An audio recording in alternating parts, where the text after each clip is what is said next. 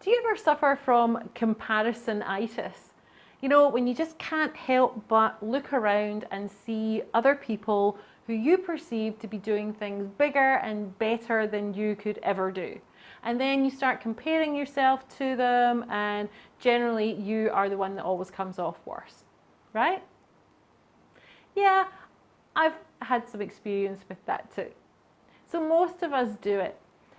Whether it be walking into a room, walking into a party and comparing yourself to everybody that's in the room at the party, or whether it's when you're trying to achieve a goal and you're looking around and you think, God, everybody else is doing so much better than I am.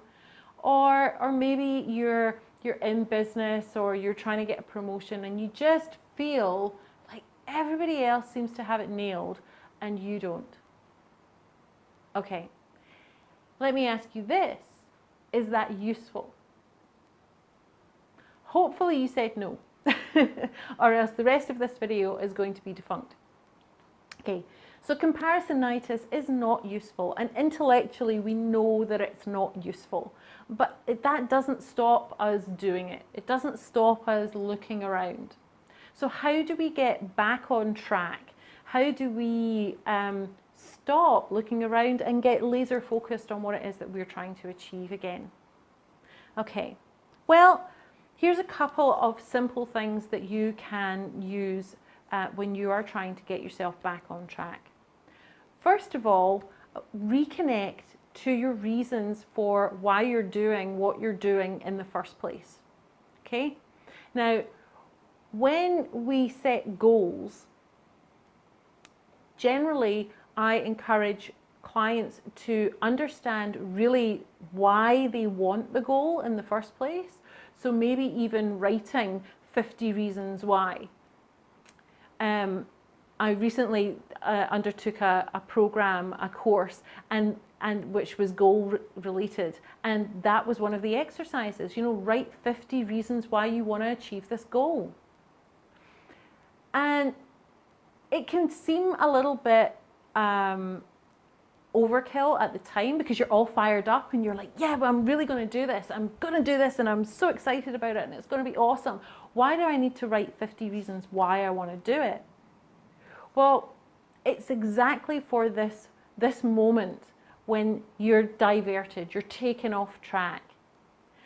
When you can come back and look at the reasons why you are trying to achieve this goal, sometimes that can be enough to get you back on track and keep you focused. Okay? So that's number one. List your reasons why.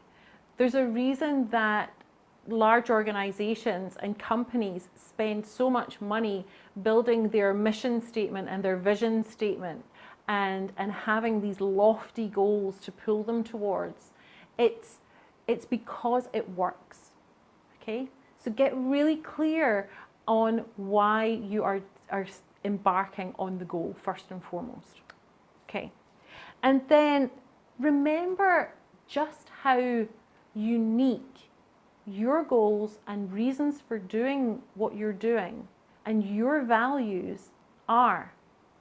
Now, if you haven't had an experience of uncovering your core values, then check out my Cultivating Confidence video, because that walks you through the process that I use with my clients to get to a very deep level of their core values.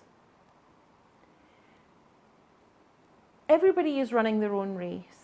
There are so many cliches and bumper stickers that say the same thing. You know, don't compare yourself to one person's show reel. When, you know, don't compare your beginning to their middle or their end. That's all great advice, as long as it's meaningful to you.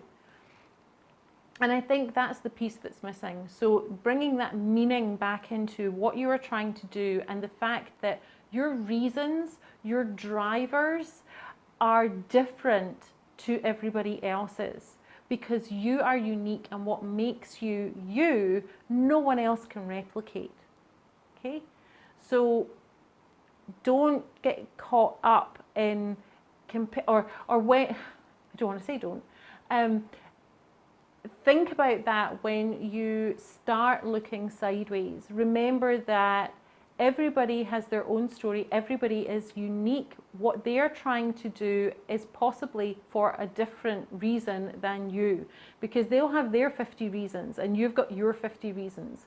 And there might be some overlap, but it's unlikely that you've got the same 50 reasons. Okay, so when you're coming back on track, when you're coming back, you need to pull yourself back in to get laser focused on what you're trying to achieve. Remember why you're trying to do it and the fact that you are 100% unique. I hope this has been helpful for you. I've been Lorraine Hamilton from Coach School.